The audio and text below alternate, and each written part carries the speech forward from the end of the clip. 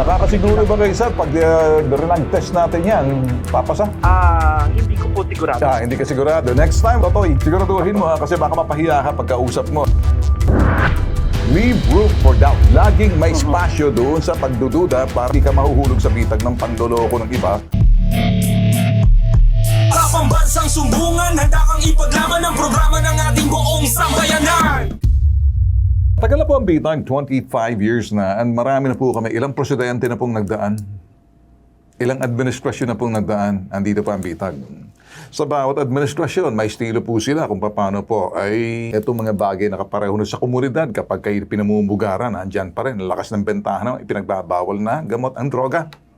So, ano pong nagagawa ng komunidad? Nung panahon po ng ibang presidente, may presidente na ginawang yung sinasabing community intel open po na para malaman kung sino-sino sa komunidad yung balahura, kung sino nagbebenta ng ganito, kung paano. So all that, may mga kanya-kanyang estilo. Ngayon, sambagay lang po, no? Ibang administrasyon po ngayon, paano po hinahawakan pag ang concerned citizen ay lumapit po sa bitag at pagkatapos pinamumugaran kami ng bentahan bilihan na sinasabing ipinagbabawal na gamot ang droga. So, yan po. So dito po sa parting to, gusto po namin linawin sa inyo na may magagawa po sa komunidad. Evil triumphs when good men do nothing, and when the righteous people and good people doesn't want to look straight, other look the other way, and then, whatever's the wickedness or unrighteousness or abuses, exploitation, sabihin na po natin dyan, because you want to look the other way instead of looking the face straight na makikita mo, you're basically allowing the evil and the wickedness to flourish. Sino may sabi niyan? Ngayon, dito po, kakausapin po muna natin dito si Attorney Joseph Calulot. Nasa linya po siya ng telepono at gusto natin makita. Okay. Attorney Joseph Calulot, good morning po sa inyo, sir. Magandang umaga ho, Sir Erben. Magandang umaga din po sa mga nakikinig at nanonood sa ating palatuntunan. Okay, sir, kami po lumapit sa inyo lamang para maintindihan po kasi ilang administrasyon na po nakatrabaho po namin. Laging PDEA noon, paborito po namin.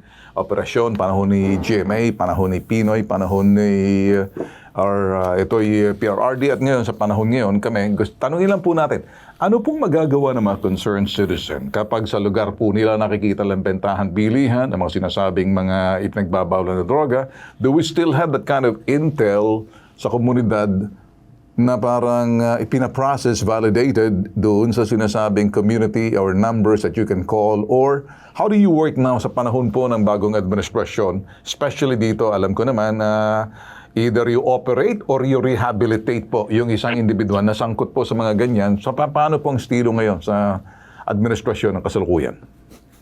Sir Ben, meron ho tayong tinatawag na PDEA hotline. Isumbong mo sa PDEA Yun. na kung saan yung ating mga kababayan o ating mga kabarangay na meron hong nalalaman na illegal drug activity sa kanilang barangay ay maaaring sumbong. Okay. Ngayon, ito pong na inibigay po ng staff po ninyo sa ating ahensya last week, that was around Thursday or Wednesday, may ni-report nga ho sila na allegedly naghahari-harian nga daw po dyan sa barangay at allegedly naindibenta nga daw ho na illegal na droga. Ayun. Mm-hmm. Yung Well, that being said, kasi kami, minsan, alam mo naman kasi kuminsan sa barangay, hindi ba, ay kuminsan manggagaling doon, depende ho, pero kung may sariling hotline po kayo, kung may sarili po kayo na makakapag-iwan po sila ng message or parang platform na kung saan nagbibigay po ng impormasyon for you to validate. Di ho ba, sir? Siguro, sir, panahon na, kumuha na po kayo ng apps, PDEA apps. Pagdating PDEA apps, para doon po pwede magsumbong. Parang ginagawa po ng bitag, meron po kaming bitag apps na people can leave messages by, clicking. Ito po, pwede mag-iwan ng message. Pagkatapos tatawagan po namin. The same matter, bakit panahon na para mag-iwan na po kayo ng sinasabing PDEA apps for people who'd like to report. If they want to be rehabilitated, they want to have to siguro call on the operations kasi walang kadala-dala. Nasa sa inyo po, sir. What do you think? magandang suggestion yan, sir, yung nabanggit po ninyo na PDEA apps. And sa ngayon po kasi, we are still using this hotline na po natin sa ating Facebook page yung ating PIDEA Top Stories. Although yung nabanggit nyo, that would be a welcome suggestion na ating pag-aaralan ho ngayon na sa tingin ho natin, magpatulong din ho ito sa ating ahensya for our bayan na mga regular activities sa kanilang mga barangay. With the app kasi sir, pwede sila mag-iwan talaga. At pagkatapos pwede nyo silang balikan, pwedeng i-validate, pwede po pagkatapos kayo lang makakasiguro at this point in time, siguro with a certain number na pwede nyo silang balikan, pero mas maganda po sir yung validation ng sinasabing info na pinaparating po sa inyo. Yes, Sir Ben. Sir, siguro pwede na rin natin ibigay ito yung ating hotline Sige sir. para magamit na rin ho natin kayo na katulong natin sa ating sige, sir. sasabi ko. Ang gagawin po namin, Yes, sir, sir. magpo-produce na lang po kami ng little plug para sa inyo po for the community as public service na po yan, ha? Parang maglalagay po kami ng parang kukunin na po namin yung hotline ninyo, kung ano pong concern sa community. You can talk and then we can siguro part of the plug na libre na po sa amin, public service po yan, sir. Ha? Makakatulong po kami. Maraming salamat to, Sir Ben, sa public service na ibigay po ninyo sa atin. Siguro itong hotline po natin, we will be giving this to you. Sige, sir. Okay, sige. Ang gagawin po namin, ipoproduce po namin, sir. Somebody else will have to call you and then all the things that kinakailangan para medyo right away matawagan po kayo. Si John Melchor Mangusib, San Vicente de Liman, Quezon City. At Teachers Village to. Sir, eto na, makikipagtulungan na lang kami sa PIDEA. Malita ako, nahihirapan daw ata kayo dyan, sir, sa mga problema kapag dito may mga nagsisiga-sigaan sa lugar pagkatapos sa likod ng sinasabi pinagbabawal ang gamot. Ano po Yun. ninyong...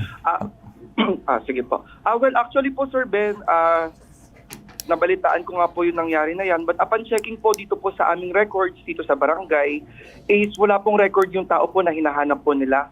Ang meron lang pong record dito was na nakatala po sa ating mga BPSO office. Sino po yung... itong nire-report po sa amin kasi, meron po... allegedly, itong gumagamit daw at pagkatapos nagbebenta si Wency Montero. Ewan ko, totoong tao ba to? Kilala mo ba itong Wency Montero na to? Yes po. Paano po nakilala to, sir? Kapag may mga kailangan po kami, hindi po namin siya totaling tao dito sa barangay. So, in other words, ano ninyo to? Parang police asset o asset ninyo? Runner ninyo to or ano? Anong tawag dito? Hindi po. Wala po. Hindi po siya So, related bakit po ninyo sa- ginagamit si Wency Montero? Kasi po nagtatrabaho po siya dito sa isang parang typhoning ko. Nakakasiguro ba kayo, sir, pag renag-test natin yan, papasa? Hindi ko po sigurado. Hindi ka sigurado. Next time, pag hindi ka sigurado, Totoy, siguraduhin mo kasi baka mapahiya ka pagkausap mo, matagal na po sa pagganitong klase mga...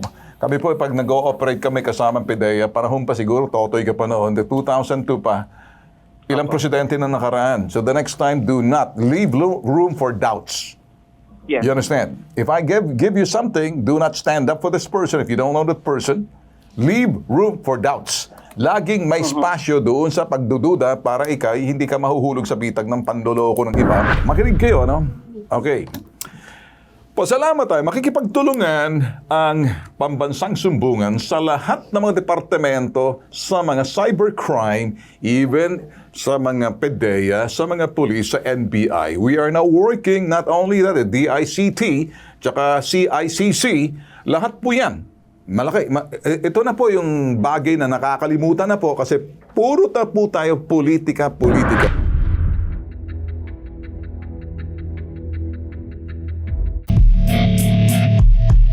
Pambansang sumbungan, handa kang ipaglaban ng